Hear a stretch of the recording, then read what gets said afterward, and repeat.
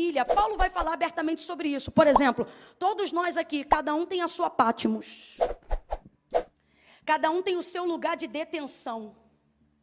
Cada um tem o seu lugar onde tem sido sufocado pelas circunstâncias.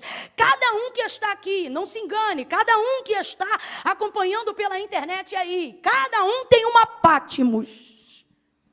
Um lugar que te humilha, uma circunstância que te diminui. E Paulo vai falar abertamente sobre isso quando escreve aos Romanos, no capítulo 7. Paulo, nós estamos falando de um homem muito crente. Camila, e o que tem a ver? Tem a ver que ser crente não te tira de Patmos. João era crente. E agora eu estou usando um outro exemplo de crente. Eu estou falando de Paulo. Um dos apóstolos mais interessantes para a igreja. Se por uma desgraça todo o conteúdo de informações do texto sagrado se perdesse e só se sobrassem as cartas paulíneas, todos os teólogos que divergem em vários assuntos concordam no mesmo que eu vou dizer agora. Qual? As cartas paulíneas seriam o suficiente para que a igreja tivesse paradigma de doutrina, fé e salvação. Estou falando de um homem exemplar, de um homem espetacular, de um homem crente até o tutano, como nós diríamos. Mas olha o que este homem vai dizer, ele não vai usar exemplo de ninguém, ele vai fazer-se exemplo para quem quer alcançar libertação. E ele diz assim, o querer bem está em mim, mas ocorre que todas as vezes que eu vou fazê-lo, eu encontro outra lei, isto é, a lei dos meus pecados que opera sobre a minha carne. Olha isso. Então, todas as vezes que eu planejo fazer o bem, presta atenção, gente. O texto diz que Paulo planeja fazer o bem, porque ele é conhecedor do bem que deve fazer. Mas quando ele está às vésperas de executar o bem que ele planejou, ele encontra nessa lei um combate contra o espírito que está nele. E ele vai dizendo assim, o bem que quero fazer não faço, mas o mal que eu não quero. Olha o que ele está dizendo. Aquilo que eu programo para fazer, que eu sei fazer, que eu quero fazer, não consigo fazer, mas aquilo que eu nem programei fazer, quando eu vi, eu já fiz. A visão é tão derrotista acerca da nossa humanidade, que ele vai usar um termo jurídico em Roma e vai se chamar de miserável, que era o termo que se dava a um réu que havia sido pego em assassinato. Aí ele diz, miserável homem que sou, quem me livrará do corpo desta morte? Quando um réu, dentro do sistema romano, um assassino, era pego no ato do seu homicídio, a sentença para assassinato era que pegasse o corpo do morto e colocasse em formato de cruz frente a frente com o corpo do vivo.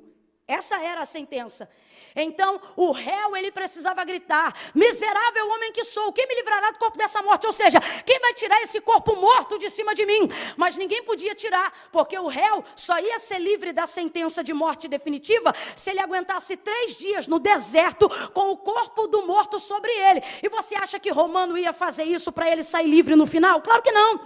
Eles já colocavam essa sentença porque em 99,9% dos casos, o réu, o assassino, o cara que matou o morto, morria no deserto. Aí você diz, claro, Camila, sem comida, sem água, não. Ele morria sufocado, porque o morto entrava em estado de putrefação. E como a boca era amarrada na boca do vivo, ou seja, a boca do morto com a boca do vivo, ele ficava sufocado com o gás tóxico que o corpo de um morto ainda pode liberar. Quanto mais oxigênio, O2, ele tentava trazer, mais gás carbônico ele ingeria. O pulmão ficava sufocado e quando você via, acontecia uma incoerência extraordinária.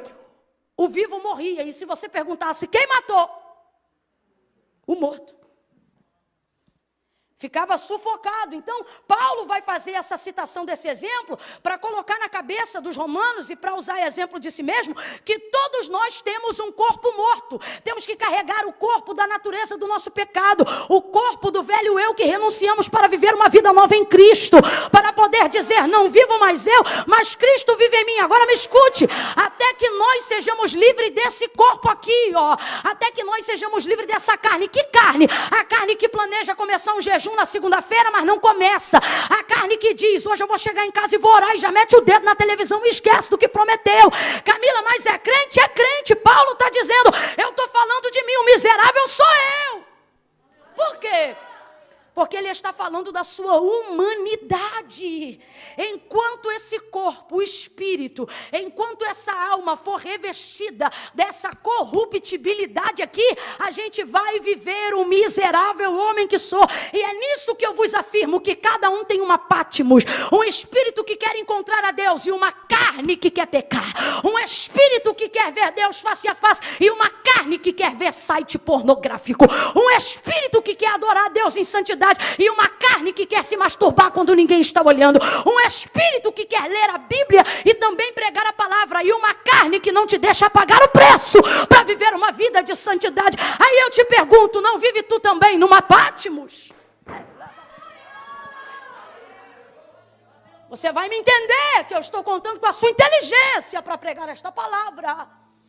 O que é a Pátimos? A Pátimos é um lugar que me humilha, que me apequena, que me diminui. O lugar que eu não estou ali, o lugar onde eu não posso exercer com tanta abrangência, aparentemente, tudo aquilo que Deus me deu para exercer. A Pátimos é uma cadeia, uma prisão, um lugar de exílio. Todo mundo aqui tem uma Pátimos, tem um nível ou uma obra da carne que te afronta. Talvez você está me ouvindo agora de casa, do trabalho, eu não sei onde você está acompanhando essa mensagem. Mas a sua Pátimos é um vício que te prende. A sua Pátimos é a dependência de algo. A sua Pátimos é um remédio tarja preta que você tem que tomar para não tremer. A sua Pátimos, ela te afronta e ela diz, você não é capaz. A sua Pátimos levanta grades ao seu redor e ela diz, você nunca vai viver a plenitude do ministério, nunca vai viver a grandeza da promessa. A sua Pátimos diz que você não pode pregar como eu prego.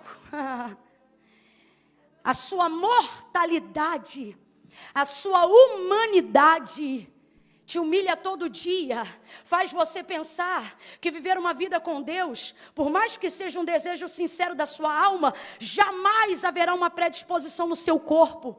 Então você se vê repetindo os mesmos pecados, caindo nas mesmas coisas, e até aqueles que estão aqui que não têm pecados de iniquidade ou pecados morais, mas se veem afligidos por uma Pátimos que não te deixa crescer. Por uma palavra, por um lugar, por uma pessoa que é como se fosse o carcereiro da tua alma. Alguém que não te deixa evoluir.